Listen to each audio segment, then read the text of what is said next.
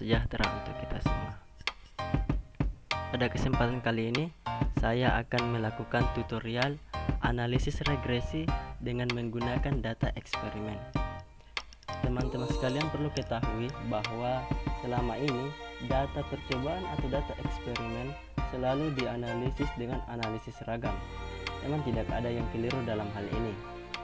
Antara analisis regresi dan analisis seragam, keduanya sebenarnya sama, tetapi model regresi mensyaratkan X merupakan bersifat kontinu, sedangkan model analisis seragam menempatkan P ubah X bersifat diskrit. Jadi, data eksperimen dapat pula dianalisis menggunakan analisis regresi. Selanjutnya, studi kasus. Sebuah eksperimen dilakukan untuk mengetahui pengaruh 5 macam perlakuan terhadap hasil panen padi. Perlakuan pertama, itu tidak diberi pupuk. Perlakuan kedua, diberi pupuk N sebanyak 20 kg per hektar. Perlakuan ketiga, diberi pupuk N sebanyak 60 kg per hektar. Perlakuan keempat, diberi pupuk P sebanyak 10 kg per hektar. Perlakuan kelima, diberi pupuk P sebanyak 30 kg per hektar. Tersedia 30 petak tanah atau satuan eksperimen yang homogen dan secara acak 6 petak dipupuk dengan satuan macam perlakuan. Setelah panen, hasil yang diperoleh adalah sebagai berikut. Baiklah teman-teman sekalian, pada tabel ini yang menjadi variabel terikat atau dependen adalah hasil panen, dan yang menjadi variabel bebas atau independen adalah kelima macam perlakuan ini. Data eksperimen merupakan data kualitatif. Untuk itu, terlebih dahulu pada data ini akan dilakukan pengkuantitatifan dengan cara kelima perlakuan diubah menjadi P-ubah boneka yang nantinya akan mewakili tiap perlakuan. Pada P-ubah boneka, apabila terdapat N variabel bebas, maka jumlah P-ubah bonekanya adalah N dikurang 1. Pada data eksperimen ini terdapat 5 P-ubah bebas, maka ada 4 P-ubah boneka nantinya. Berikut adalah hasil P-ubah boneka untuk kelima macam perlakuan. Teman-teman sekalian dapat melihat pada X1, X2, X3, dan X4 yang menjadi P-ubah boneka dari kelima macam perlakuan tadi. Pada P-ubah boneka ini yang menjadi level dasar adalah perlakuan pertama. Dari P-ubah boneka ini pula diperoleh model regresinya, yaitu teman melihatnya yaitu Y sama dengan beta 0 ditambah beta 1 X1 ditambah beta 2 X2 ditambah beta 3 X3 tambah beta 4 X4 tambah epsilon. Dari P-ubah boneka ini pula diperoleh data sebagai berikut. Nah, teman-teman sekalian, pada tabel ini Y di sini merupakan hasil panen atau variabel terikat, dan X1, X2, X3 dan X4 merupakan P-ubah boneka dari kelima macam perlakuan yang mewakili tiap perlakuan tadi. Teman-teman dapat melihat bahwa sebagaimana tadi perlakuan pertama merupakan level dasar, maka semua hasil panen dari perlakuan pertama pada X1, X2, X3 akan bernilai 0. Sedangkan untuk hasil panen perlakuan kedua akan bernilai 1 pada X1 sebagaimana P-ubah boneka yang telah didapat tadi. Begitupun seterusnya pada perlakuan kelima. Teman-teman sekalian harus memastikan bahwa tabel yang tersimpan dalam Excel ini di save dalam bentuk CSV untuk memudahkan nanti dalam menginputnya ke dalam program R. Baiklah, selanjutnya akan dilakukan analisis regresi pada pemrograman R. Baiklah teman-teman sekalian, selanjutnya kita akan melakukan analisis regresi terhadap data eksperimen tadi yang telah diubah menggunakan pengubah boneka. Teman-teman sekalian dapat melihat ini adalah sintaks yang akan digunakan. Teman-teman sekalian tidak dapat melakukan satu kali run untuk semua sintaks ini karena setiap sintaks ini berbeda perlakuan dan ada beberapa hal yang harus dilakukan terlebih dahulu. Untuk itu, pada baris pertama ini adalah judul program, yaitu program 1 analisis regresi. Baris kedua merupakan ini adalah bentuk sintaks inputan data yang akan dilakukan analisis regresi, dan baris ketiga merupakan pemanggilan datanya, untuk menampilkan datanya. Baris ketiga ini baris keempat ini merupakan sintaks dari model regresinya, dan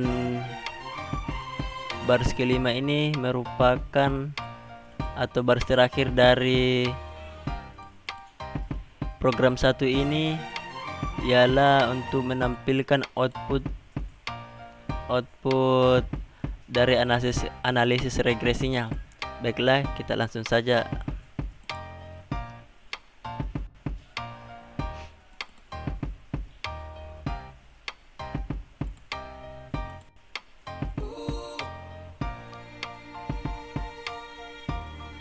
Nah, teman-teman sekalian dapat melihat di sini. Ini adalah tabel data yang telah kita ubah tadi di mana yaitu adalah pengubah terikat, dan X1, X2, X3 dan X4 ini merupakan pengubah boneka. Selanjutnya untuk melihat hasil dari analisis regresinya,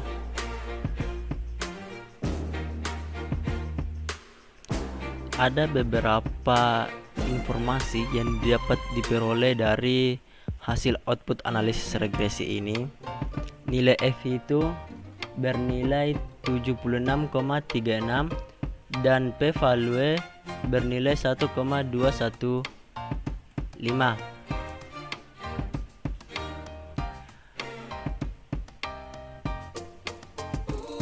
F hitung dan p-value ini memberikan informasi tentang kesignifikanan model, yang berarti model yang kita gunakan ini secara statistik itu signifikan karena nilai p-value-nya lebih besar dari nilai alfa.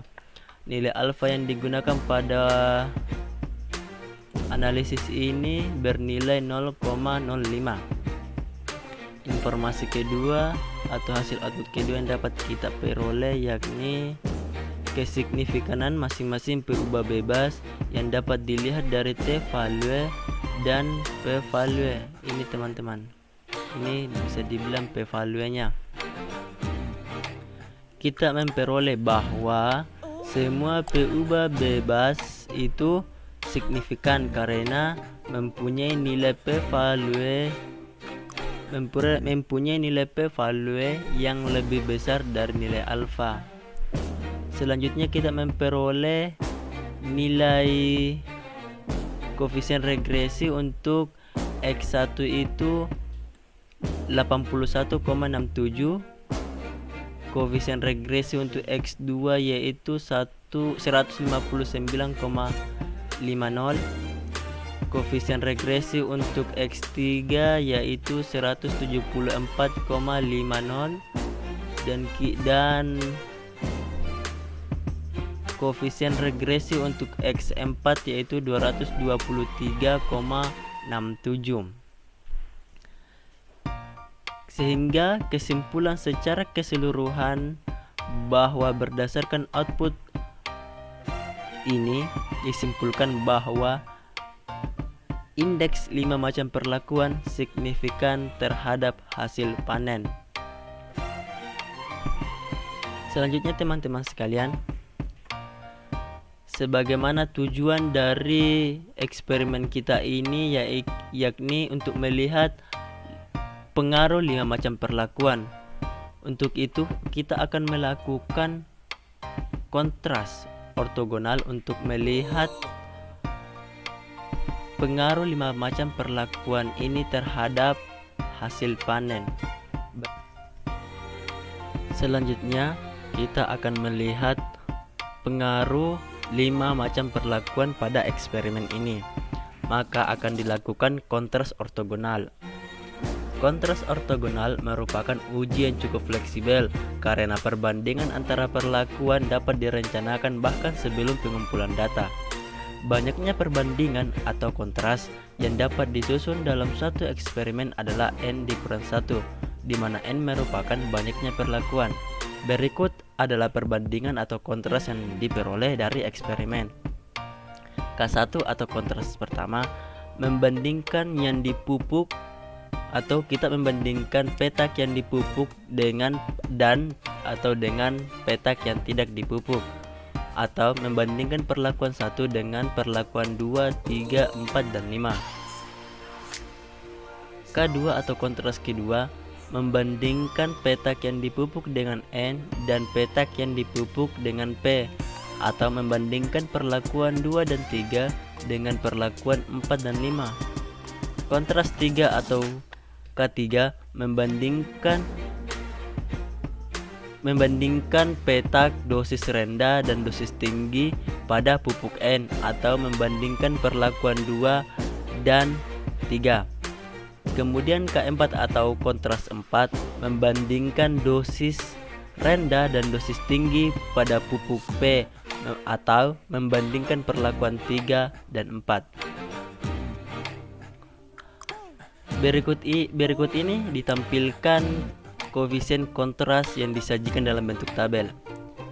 Dalam menentukan koefisien ini, teman-teman dapat searching di internet bagaimana cara memperoleh koefisien kontras ini. Cukup mudah kok, bahkan banyak di internet. Pada sintaks yang kita miliki, kita akan menjalankan program 2, yaitu uji kontras ortogonal. Teman-teman sekarang dapat melihat sintaks yang kita gunakan. K1 ini merupakan inputan dari nilai-nilai koefisien kontras K1, K2, K3, dan seterusnya. Baiklah, selanjutnya kita akan menjalankan sintaks tersebut. Silakan teman-teman perhatikan.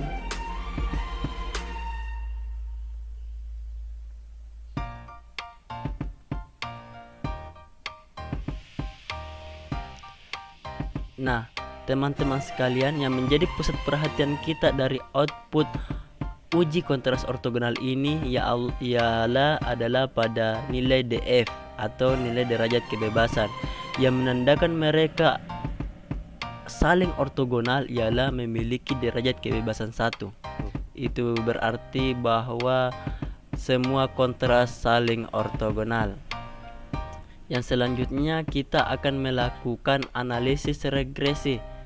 Tetapi sebelum itu kita harus membuat tabel di mana tabel tersebut adalah membandingkan perlakuan-perlakuan tersebut yang diganti dengan kontras yang telah didapat tadi. Baiklah teman-teman sekalian, ini adalah data yang akan kita gunakan pada analisis regresi untuk melihat pengaruh dari tiap perlakuan, di mana tadi K1, K2, K3, dan K4 ini merupakan kontras atau perbandingan yang telah saya sebutkan tadi, di mana koefisien-koefisien yang ada di angka-angka yang ada di sini merupakan koefisien-koefisien dari kontras tersebut. Nah, baiklah, selanjutnya kita akan menjalankan program R. Ini sintaks terakhir yang akan kita jalankan. Model regresi yang kita gunakan adalah model regresi pertama, yang dimana pada hasil outputnya memperlihatkan model merupakan model yang kita gunakan itu merupakan signifikan, jadi model tersebut pula lah yang kita gunakan pada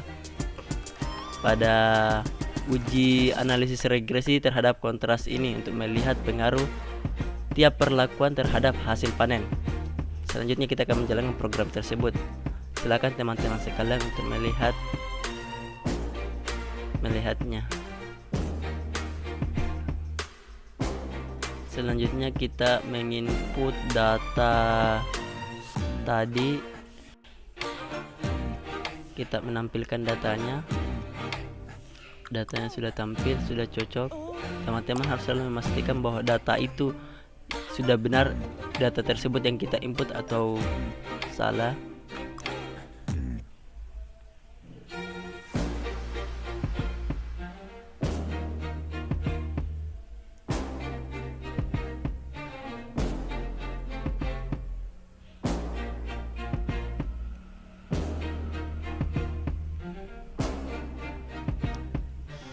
Pada hasil output program 3 ini yang melakukan analisis regresi terhadap kontras, atau kita ingin melihat pengaruh kelima macam perlakuan terhadap hasil panen, diperoleh K1 atau kontras itu memiliki nilai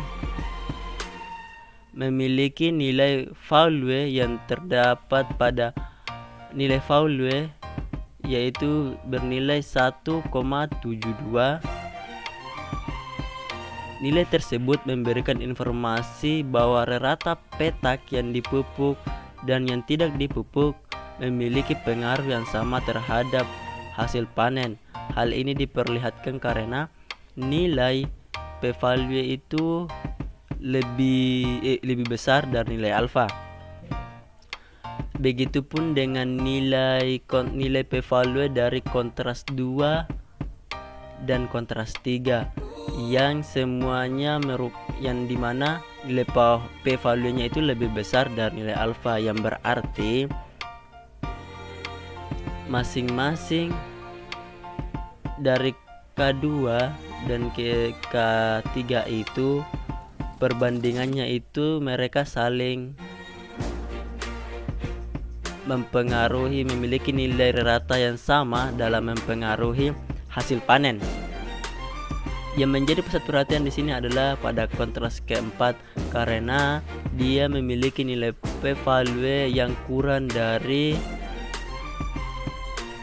alfa. Itu berarti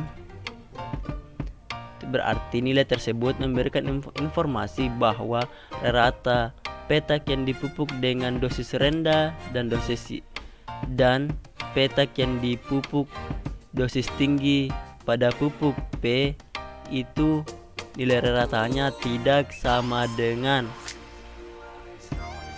atau pada dosis rendah dan dosis tinggi memiliki pengaruh yang berbeda terhadap hasil panen.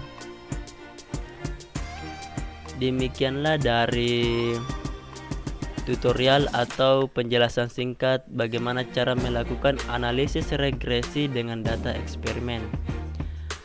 Baiklah teman-teman sekalian, mungkin pada tutorial ini terdapat kata-kata yang salah ataupun teori yang masih keliru. Untuk itu saya memohon maaf dan harap untuk memakluminya. Saya akhiri. Wassalamualaikum warahmatullahi wabarakatuh.